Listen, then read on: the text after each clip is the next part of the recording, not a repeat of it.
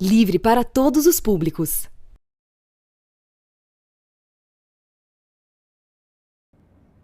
Boa noite. Hoje é quinta-feira, 31 de outubro de 2024, dia que encerra o mês e também Dia Mundial das Cidades e aqui no Brasil, Dia do Saci. Dia ainda em que o presidente Lula se reuniu com governadores para apresentar uma proposta de emenda à Constituição e buscar ações mais efetivas no regime de segurança pública do país. Diante da escalada do crime organizado, Lula alertou que, se nada for feito, em breve o crime organizado vai participar de concursos, indicar juiz, indicar procurador, político, candidato. E essa leitura está 100% correta. É só ver como a milícia está politicamente organizada no Rio de Janeiro. E este é apenas um exemplo do que está acontecendo no Brasil. A partir de agora, você acompanha as notícias de interesse dos trabalhadores, dos movimentos populares em defesa dos direitos humanos e da democracia, aqui no seu jornal que já está no ar.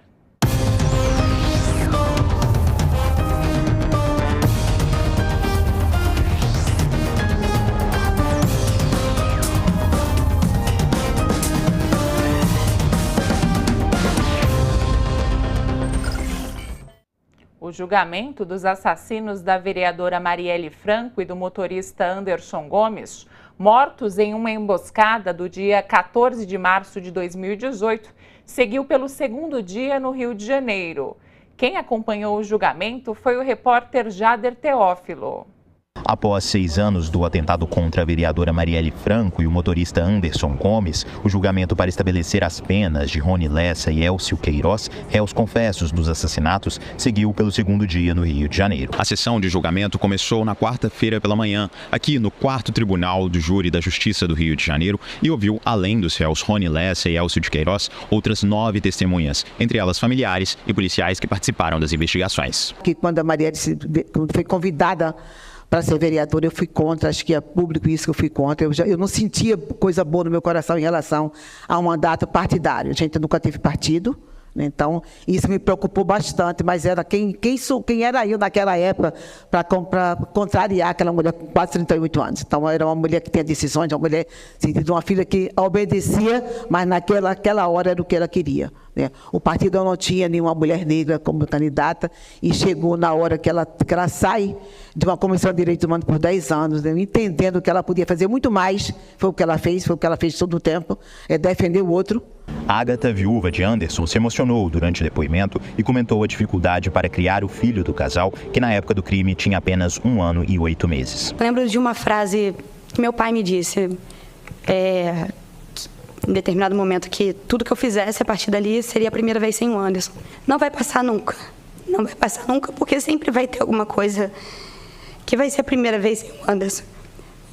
A primeira vez que o Arthur andou. A primeira vez que o Arthur falou mamãe. A primeira vez que o Arthur foi para uma escola nova. A primeira vez que o Arthur teve um coleguinha. A primeira vez de tudo. Sempre vai ter. Por meio de videoconferência, a assessora Fernanda Chaves, sobrevivente do atentado, relatou o que aconteceu naquela noite. Houve a rajada, eu me abaixei, me encolhi atrás do banco. Eu percebi que o Anderson esboçou dor, falou ai, mas não foi alto, nem foi um suspiro. Eu percebi que o carro estava andando. Eu notei os braços do Anderson soltar, né? Eu estava atrás do banco dele, abaixada, eu notei o braço dele direito soltar do volante. Marielle estava imóvel. Senti o braço dela por cima de mim, o peso do corpo dela em cima de mim. De forma virtual, Rony, preso há 5 anos, também rememorou o dia 14 de março de 2018 e deixou parentes da vítima abalados ao dar detalhes sobre como cometeu o crime.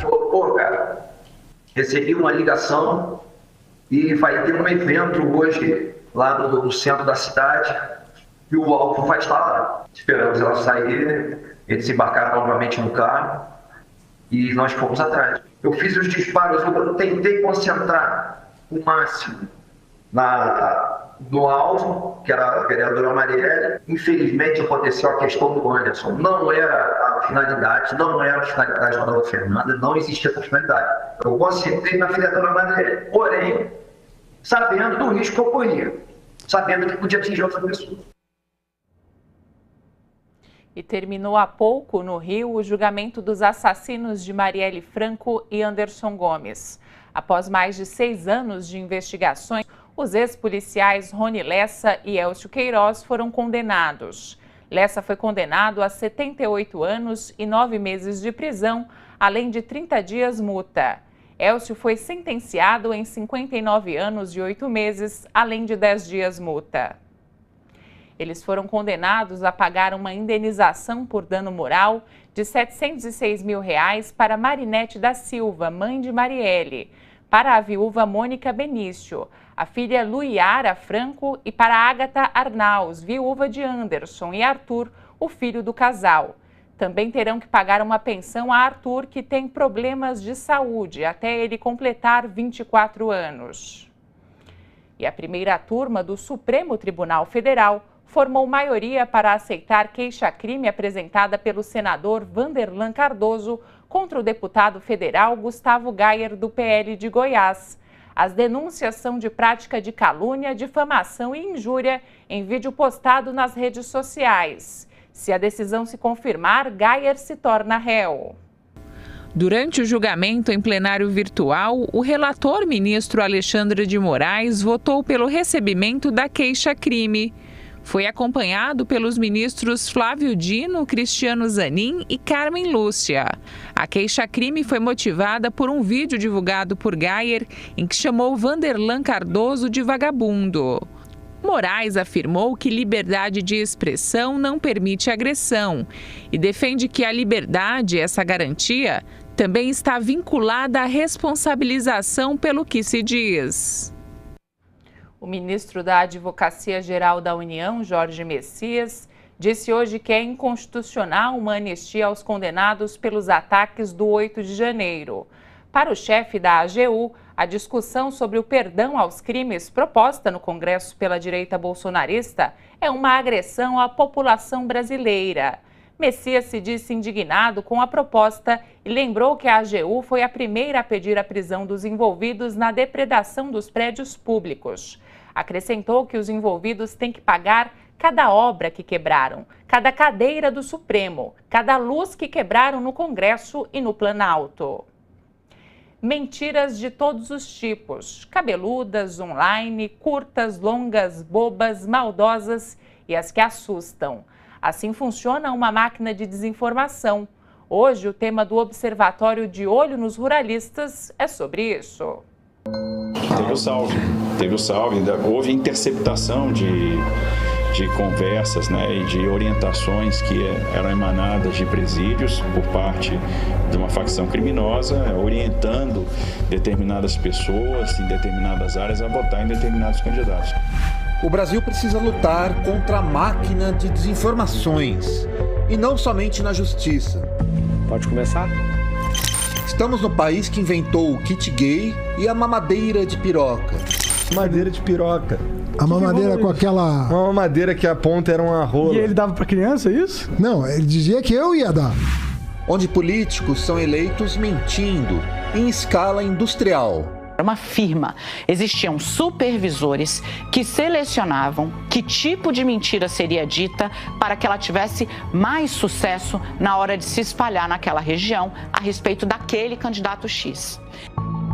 E sim, isso é um caso de polícia e de justiça, mas também de mobilização nacional por informações confiáveis.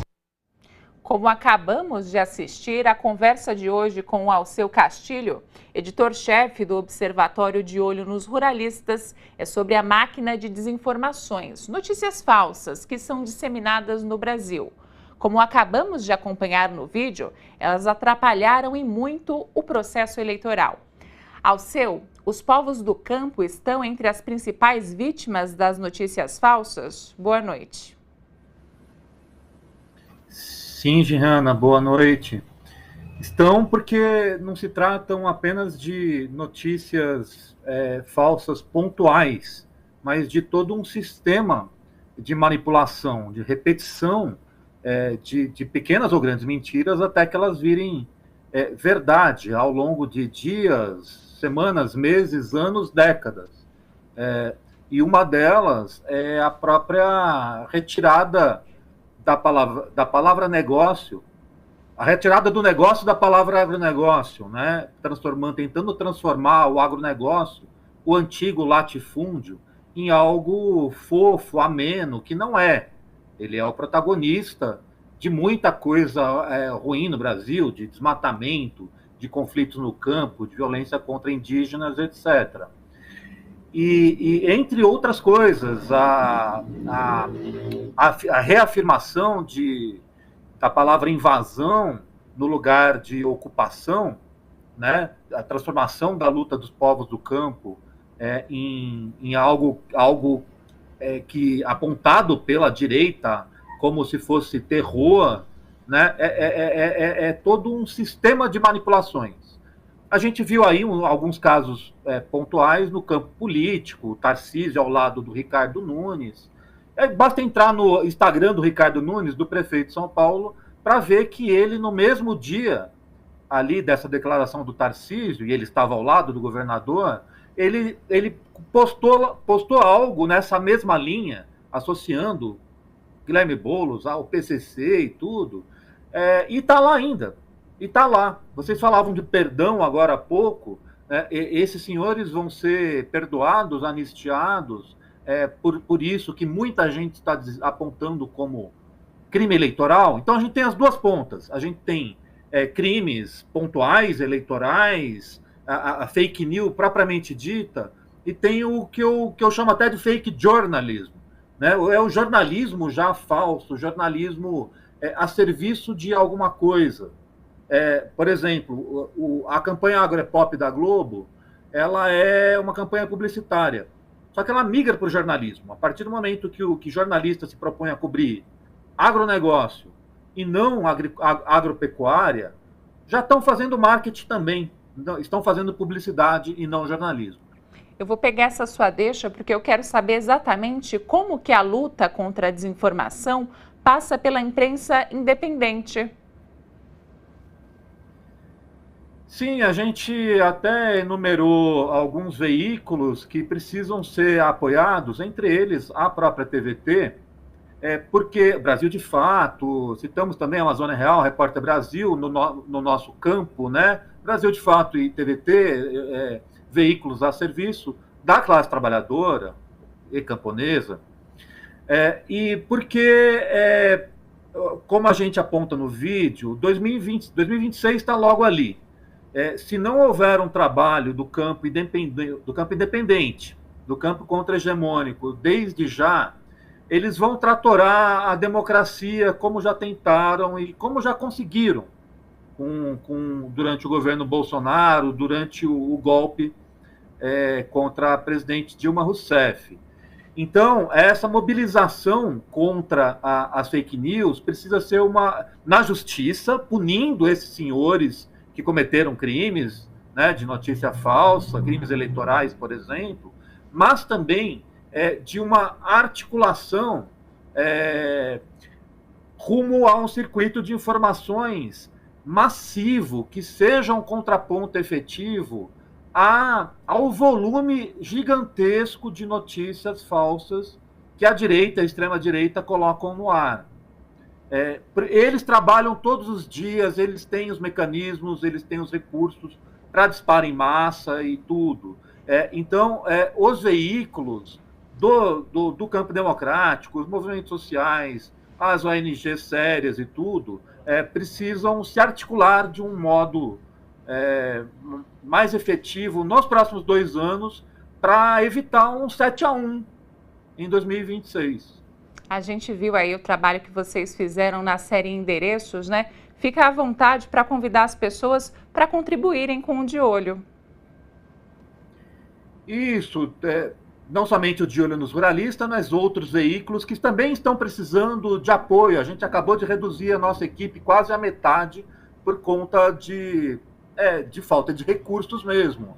E a gente precisa agora desse apoio dos internautas, dos leitores, para ver se a gente consegue recuperar um pouco de equipe para esse trabalho visando 2026, e não somente, claro, eleições presidenciais ou outras, né, mas todo um trabalho que precisa ser feito para levar informações sobre espaço, sobre território. Acho que eu já comentei aqui, né, no momento que a gente deixa de lado o território, a maior parte do território brasileiro, esse vazio vai ser ocupado pela direita, vai ser ocupado pelos latifundiários, pelo agronegócio. É isso que eles querem, que se sejam construídos grandes vazios.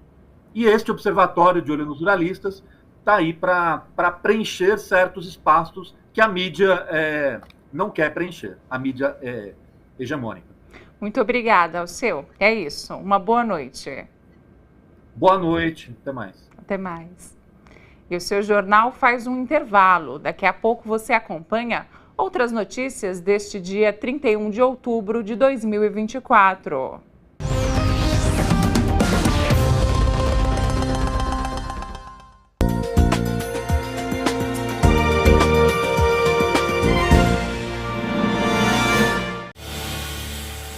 Marcelo Rubens Paiva é o entrevistado do Juca Kfouri Entrevista nesta quinta-feira, 9h da noite, aqui na TVT. O autor do livro Ainda Estou Aqui, que virou um filmaço de Walter Salles Júnior. É claro, não poderia ser diferente. Um livraço virou um filmaço.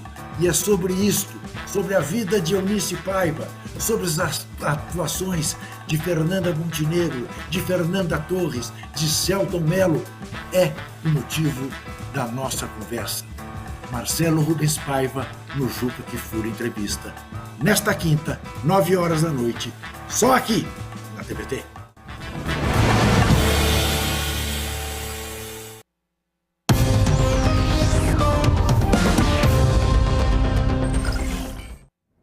No meio rural, no Brasil, 200 mil pessoas se identificam como integrantes da comunidade LGBTQIAPN+. Para acolher essa população e fortalecer sua participação em espaços de representação social, o Movimento Sindical de Trabalhadores e Trabalhadoras Rurais promoveu hoje no Distrito Federal o primeiro seminário nacional voltado ao segmento. E quem acompanhou foi a repórter Daiane Ponte. No Brasil, aproximadamente 3 milhões de pessoas compõem a população LGBTQIAPN+, segundo dados do IBGE. Somente no meio rural, 200 mil pessoas se identificam como integrantes da comunidade, um grupo que, historicamente, enfrenta diversas formas de violência. Para acolher essa população e fortalecer sua participação em espaços de representação social, o Movimento Sindical de Trabalhadores e Trabalhadoras Rurais promoveu hoje o primeiro Seminário Nacional LGBTQIAPN+. O evento reuniu lideranças sindicais para debater estratégias de apoio e integração da comunidade LGBTQIAPN+, no meio rural. Eu saio desse seminário com uma energia muito positiva, foi um seminário grandioso, né? A gente conseguiu cumprir com o que de fato a gente tinha anseio e a gente vem, né, de uma proposta muito grande da nossa base, da inclusão desses sujeitos também no movimento sindical de trabalhadores e trabalhadoras rurais. Então a gente já vem com essa demanda, né, há um bom tempo, por mais que a gente já vem realizando outros momentos, mas um momento específico como esse, para todo o movimento, a gente ainda não tinha feito. Durante o encontro, foi definida a criação de coletivos regionais com o objetivo de ampliar a oferta de serviços de acolhimento, oferecendo apoio por meio de ações de formação e desenvolvimento de pautas que atendam à diversidade de gênero e sexualidade. Esses coletivos também devem se dedicar a combater o preconceito que ainda persiste no ambiente sindical. Hoje, para nós que somos jovens, agricultores familiares, pertencentes à comunidade LGBTQIAPN+, a gente tem uma grande dificuldade quanto à visibilidade, o acolhimento, até mesmo pelo fato da gente ser do campo, das florestas e das águas, o preconceito ainda é maior para essa estrutura para nós que somos da categoria rural. O que não significa que não seja... tenha preconceito para os jovens que são do meio urbano, também tem, né? Mas quando olha para o cenário rural, ainda é um pouco mais complicado para nós que somos jovens agricultores familiares. O Seminário Nacional LGBTQIAPN+, marca o início de uma agenda inclusiva para homens trans, mulheres trans, gays, lésbicas e outros membros da comunidade. A Confederação Nacional dos Trabalhadores na Agricultura, CONTAG, juntamente com outras entidades sindicais do campo, trabalha para que os próximos congressos estejam abertos à diversidade e suas pautas, promovendo um ambiente mais inclusivo. A gente tem esse papel de contribuir nessa sociedade, então esse sentimento ficou muito forte a partir desse seminário, o papel que toda a sociedade tem, principalmente o papel de quem não é e que comunga com a pauta, e que apoia a pauta, que entende da pauta. Então, esse principal papel que nós temos nessa sociedade. Para nós, por mais pequeno que seja o passo, mas é uma grande vitória, porque são 61 anos de luta e de conquistas do movimento sindical através da CONTAG, mas que só agora nós temos a instituição de um coletivo para pensar a diversidade dos sujeitos do campo, florestas e águas. Então, na minha avaliação, tem muitas coisas para serem conquistadas, mas essa já é uma grande vitória, um grande marco para os 61 anos de CONTAG. Estreou hoje em Porto Alegre Catadores RS na Resistência, que retrata a luta de trabalhadores após a enchente histórica que atingiu o Rio Grande do Sul. Confira na reportagem de Guilherme Oliveira. Produzido pelo Movimento Nacional dos Catadores de Materiais Recicláveis, o documentário Catadores RS na Resistência foi exibido nesta quinta-feira no Centro de Educação Ambiental Bom Jesus, na periferia de Porto Alegre. O lançamento está sendo aqui no Centro de Educação Ambiental por uma questão de simbólica, né, por ser uma unidade de triagem e a gente disponibilizar de um telão, né, onde vai ser o documentário exibido para a comunidade toda e para todos que vierem assistir. Bom, a ideia foi do setor de comunicação do movimento, né? Através de que organizou uma brigada de solidariedade que teve aqui no mês de junho, né? Após as enchentes ali. E a ideia foi visitar um pouco os galpões que foram atingidos diretamente, né, pelas enchentes e pegar um pouco do depoimento aí da companheirada, né, dos catadores e catadoras que enfrentaram a situação e ainda se encontram numa situação muito difícil e de reconstrução, né? A obra também denuncia a exclusão dos catadores pelas prefeituras locais e a falta de apoio das empresas que fazem parte da cadeia produtiva de embalagens. A questão do documentário é um momento que a gente tem de registrar, né, a problemática que passou as catadoras e os catadores e que na verdade ainda passam, né, que é uma dificuldade que a gente tem dessa questão do reconhecimento da gestão pública, né, da gestão pública municipal, em reconhecer esses trabalhadores, né. A gente precisa agora, através desses documentários, chamar a atenção da importância de reconhecer e investir nessa categoria. Uma segunda exibição da produção deve ocorrer na próxima quinta-feira no auditório da Faculdade de Arquitetura da URGS. Novamente, o evento será gratuito e aberto ao público. No campus centro da universidade e esperamos contar com uma ampla participação para podermos conhecer a realidade e iniciar também o compromisso, assim, selar, digamos assim, esse compromisso da participação da universidade na busca de soluções para toda a problemática que nós temos e que nos diz respeito de todos e todas aqui, na cidade, na universidade, né, e no nosso Rio Grande do Sul. Esperamos todos e todas, então, próxima quinta-feira, 6h30 da tarde, auditório da Faculdade de Arquitetura da URGS.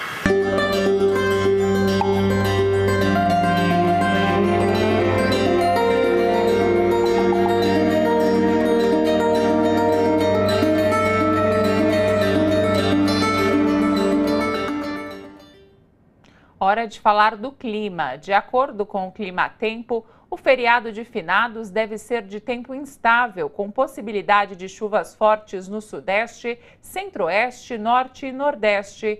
Em São Paulo, a chuva está prevista para o período da tarde. Algumas cidades no interior paulista podem ter chuvas mais intensas. Belo Horizonte também deve ter chuvas fortes durante a tarde e a noite do feriado de Finados. Já o Rio de Janeiro vai passar o sábado sem chuvas. Acompanhe agora como fica o tempo nesta sexta, em São Paulo e outras cidades. Sexta de muitas nuvens com possibilidade de chuva isolada. Poucas nuvens durante a tarde e a noite. Umidade entre 95% e 40%. Mínima de 15 e máxima de 28 graus. Índice ultravioleta extremo. Rio de Janeiro com poucas nuvens pela manhã. Tarde e noite de céu claro. Não deve chover. Mínima de 18 graus e máxima de 31. Sexta em Salvador com muitas nuvens com possibilidade de chuva isolada. Mínima de 23 graus e máxima de 31. Brasília de muitas nuvens com pancadas de chuva e trovoadas isoladas da manhã até a noite. Mínima de 18 graus e máxima de 24. No cenário internacional, a Espanha ainda segue no centro das notícias. Passados 2 dias das chuvaradas e enchentes que atingiram o país e deixaram mais de 150 mortos, milhares de pessoas tentam voltar para casa depois de limpar ruas e recolher entulhos.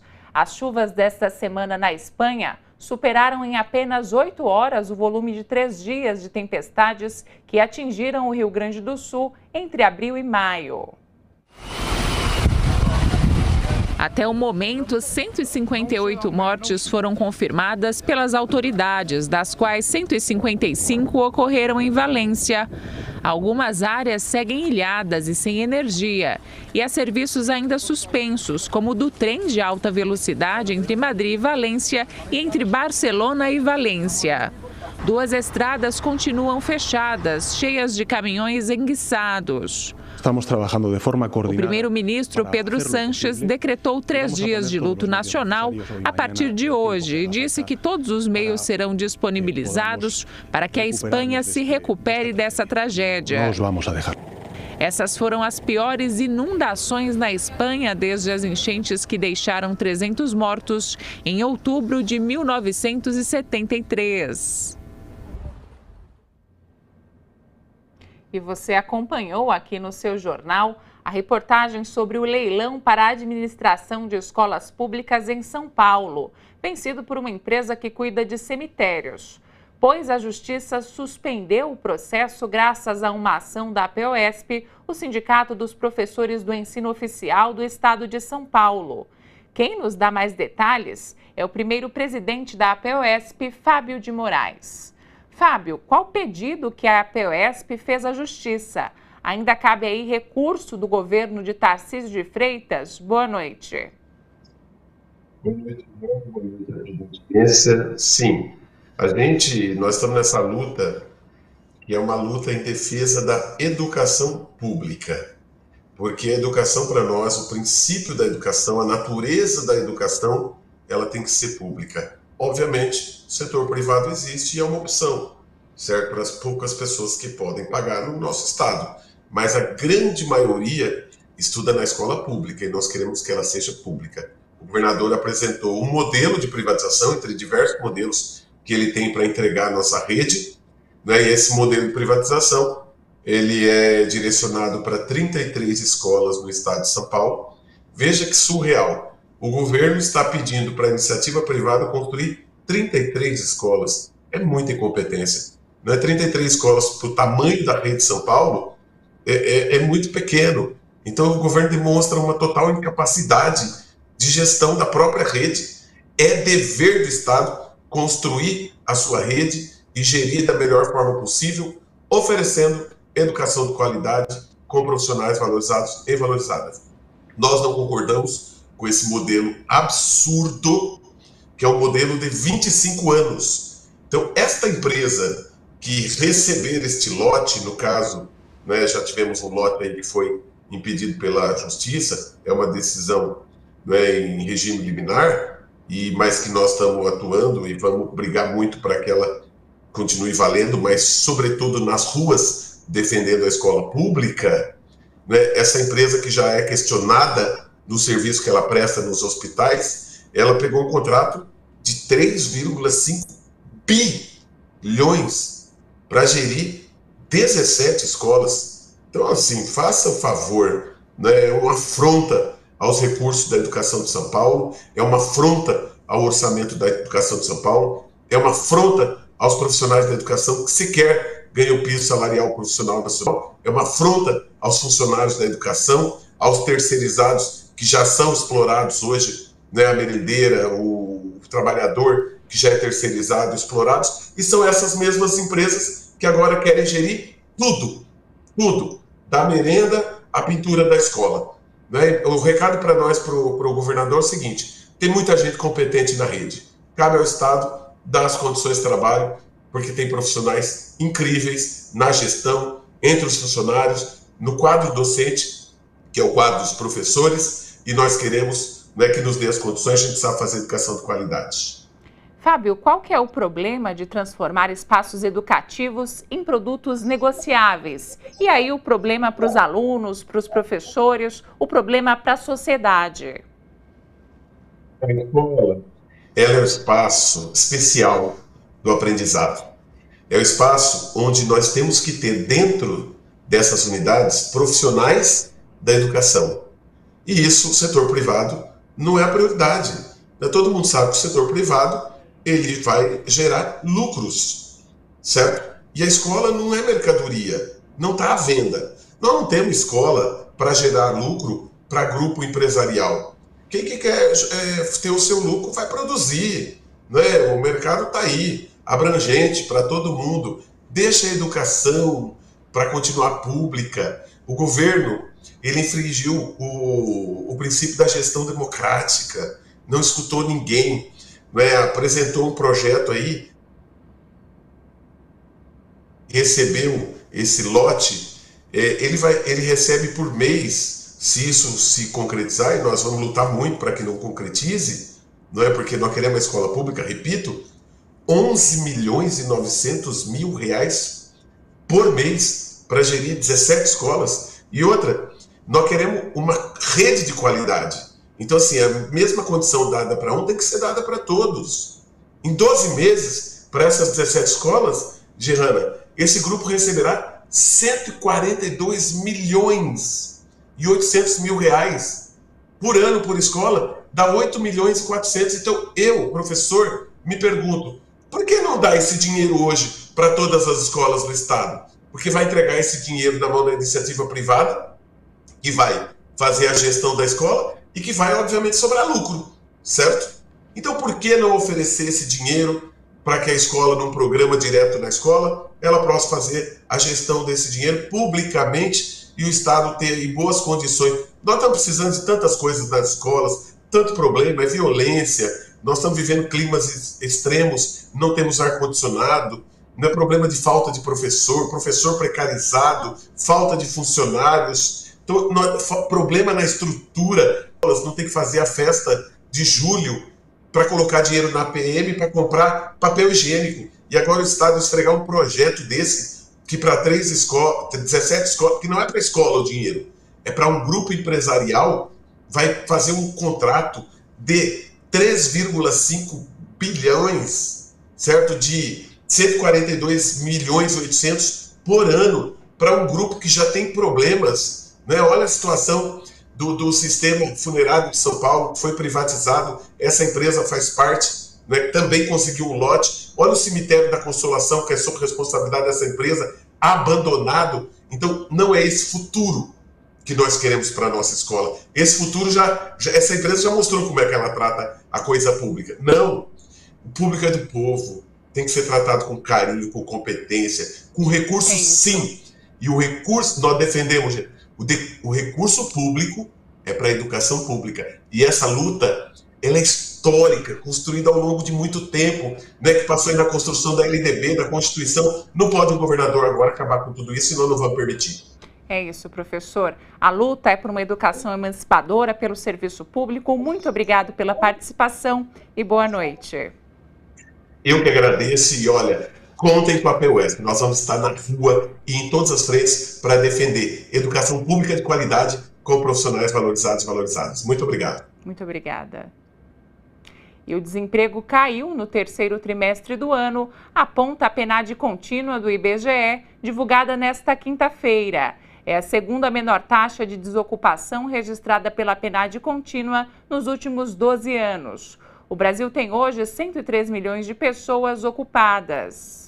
A taxa de desemprego no Brasil recuou para 6,4% no trimestre encerrado em setembro.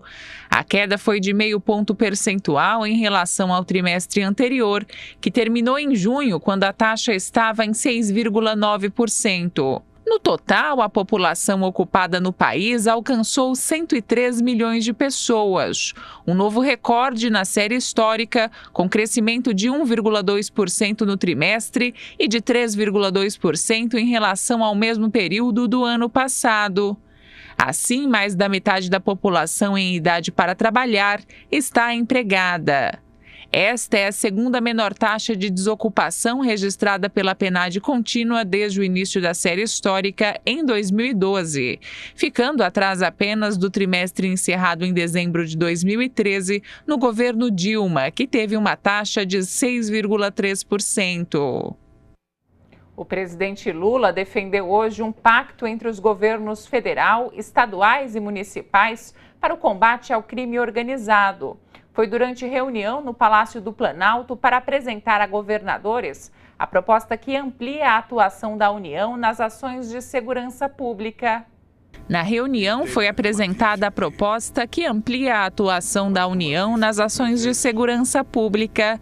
Também participaram os ministros da Casa Civil, Rui Costa, e da Justiça, Ricardo Lewandowski. Durante seu discurso, o presidente defendeu um pacto entre os governos federal, estaduais e municipais para o combate ao crime organizado. Na avaliação de Lula, a criminalidade organizada está crescendo dentro e fora das cadeias. É preciso que a gente tenha uma coisa muito, mas muito organizada, e nós estamos dispostos a discutir quantas horas for necessária, quantas reuniões for necessária, através dos nossos secretários, através dos nossos representantes no Poder Judiciário, para que a gente possa apresentar uma proposta definitiva de combate ao chamado crime organizado, que está hoje espalhado em todo o território nacional, que está espalhado em estados que há 20 anos atrás eles não estavam e que agora estão. Eu sei que cada governador tem os seus problemas, cada governador tem suas soluções, sabe? Mas o que a gente está notando efetivamente é que o crime organizado está crescendo, as organizações nas cadeias estão crescendo, a gente vê de vez em quando falar do Comando Vermelho, falar do PCC, e eles estão em quase todos os estados disputando eleições, elegendo vereador, sabe? E quem sabe indicando pessoas para utilizar cargos importantes, sabe, nas instituições brasileiras. O governo planeja promover as alterações na segurança por meio de uma proposta de emenda à Constituição que será enviada para análise do Congresso Nacional. A edição de hoje chegou ao fim. Amanhã o seu jornal está de volta com as lutas por direitos humanos e em defesa da democracia. Eu espero você. Até lá!